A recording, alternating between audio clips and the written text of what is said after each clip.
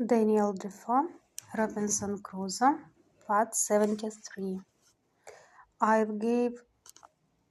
humble and hearty thanks that God had been pleased to discover to me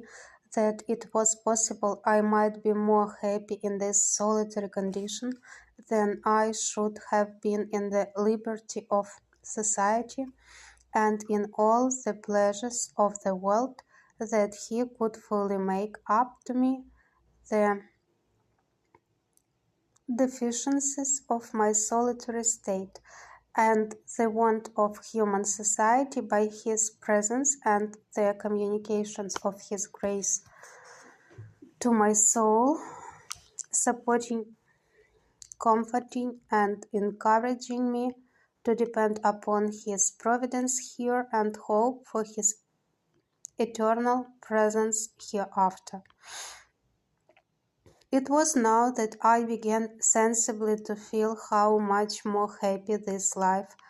I now led was, with all its miserable circumstances, than the wicked, cursed, abominable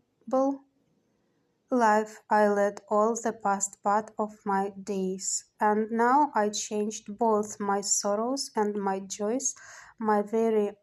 desires altered, my affections changed their gusts, and my delights were perfectly new from what they were at my first coming, or indeed for the 2 years past. Before, as I walked about, either on my hunting or for viewing the country, the anguish of my soul at my condition would break out upon me on a sudden, and my very heart would die within me to think of the woods, the mountains, the deserts I was in, and how I was a prisoner locked up with the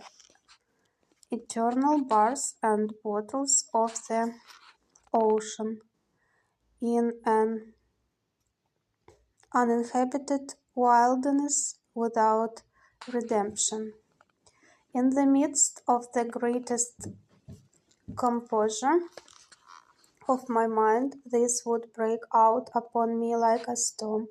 and make me wring my hands and weep like a child. Sometimes it would take me in the middle of my work, and I would immediately sit down and sighed, and look upon the ground for an hour or two together, and this was still worse to me, for if I could burst out into tears or vent myself by words, it would go off, and the grief, having exhausted itself, would abate. But now I began to exercise myself with new thoughts. I daily read the word of God and applied all the comforts of it to my present state. One morning, being very sad, I opened the Bible upon these words: I will never, never leave thee, nor forsake thee. Immediately it occurred that these words were to me. Why else should they be directed in such a manner, just at the moment when I was mourning over my condition as one forsaken of God and man? Well, then, said I, if God does not forsake me, of what ill consequence can it be, or what matters it, though the world should all forsake me, seeing, on the other hand, if I had all the world and should lose the favor and blessing of God, there would be no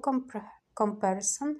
in the loss. From this moment I began to conclude in my mind that it was possible